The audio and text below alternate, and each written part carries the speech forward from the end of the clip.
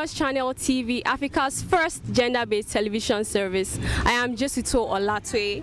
We are here at Anem, Ibadan, where Tabitha Home Orphanage is hosting a summer festival for children in collaboration with Anem.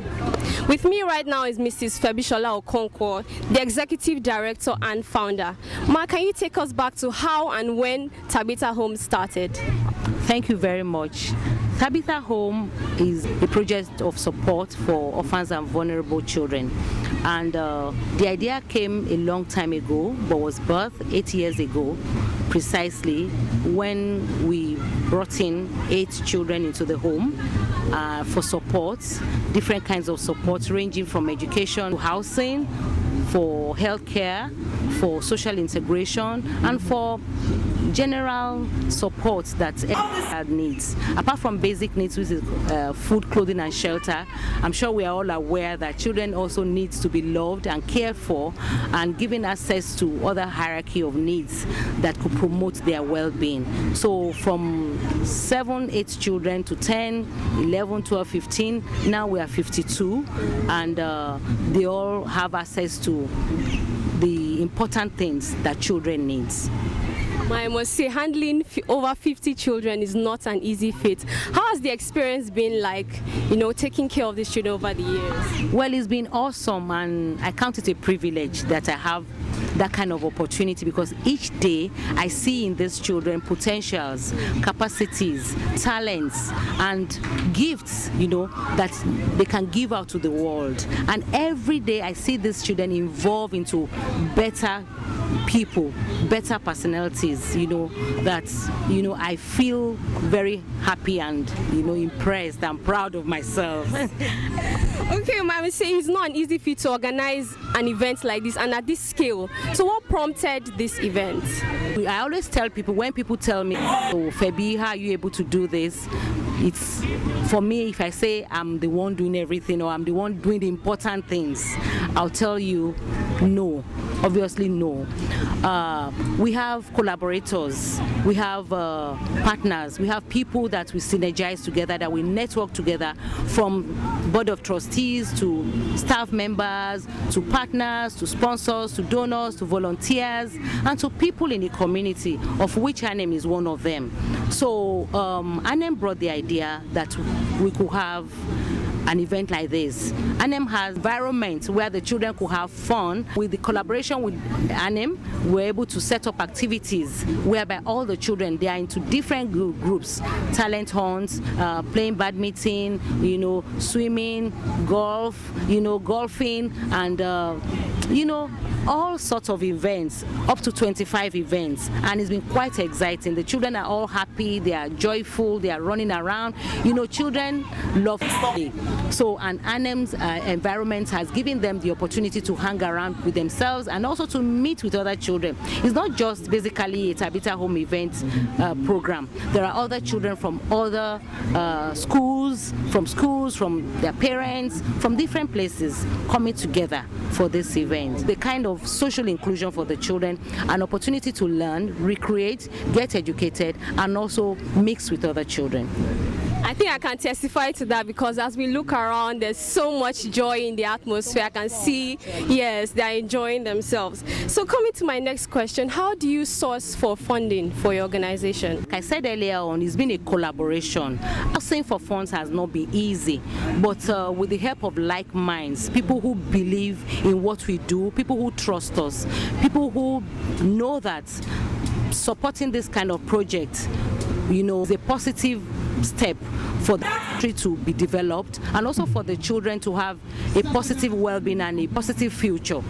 We've been able to have access to support.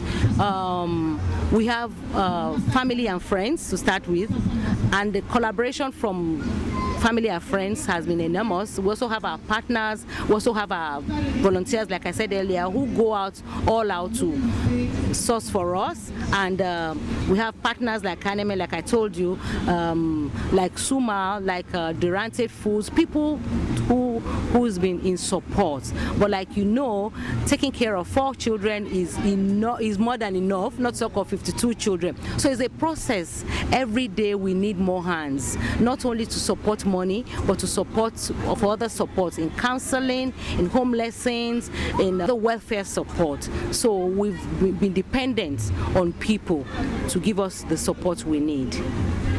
I'd like to think that one of the joys of an orphanage yours is to see your children here ending up in loving environments and progressing to other stages. So there might be people right now that are watching and desire to come for adoption, to adopt kids. What's the adoption process like?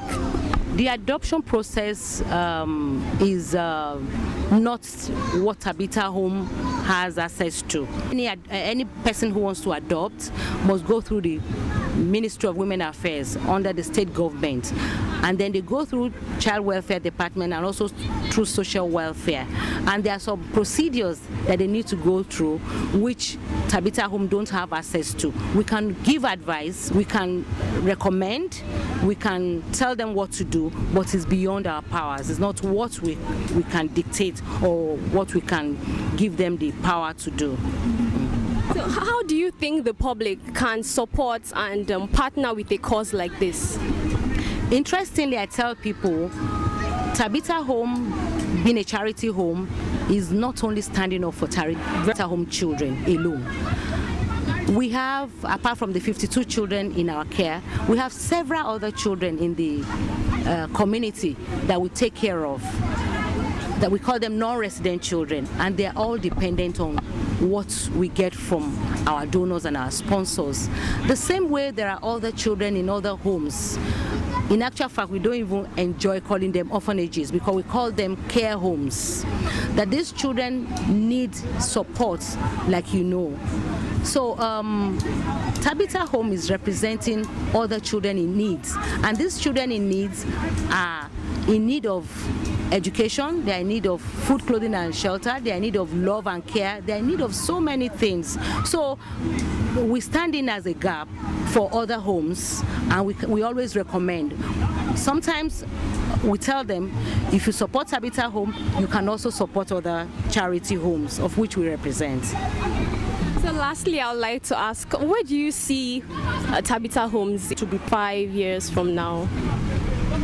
I see us expansion. I see us in growth. I see us with more children, more homes represented in other states of Nigeria, not only in Oyo State. I see what we go, even going out of Africa. We are 52 today. We'll be more. More people will join what we do, because what we do is not in isolation, is a communal thing. It's something that everybody should be part of. It's what is very dear to our Almighty God. It is what is dear to anybody. You know, I read somewhere someday that God gave us 2 hands so that the two can collaborate together to help one another. So we look forward to having more opportunity to help more children.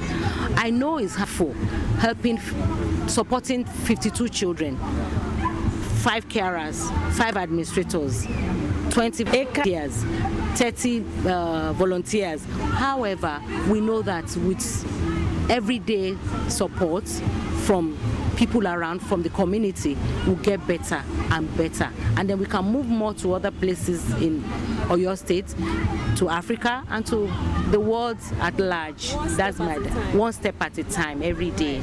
So there we had Mrs. Febishola Okonkwo, the Executive Director and Founder of Tabitha Homes. Please like and subscribe, and we'll see you on our next edition. Thank you.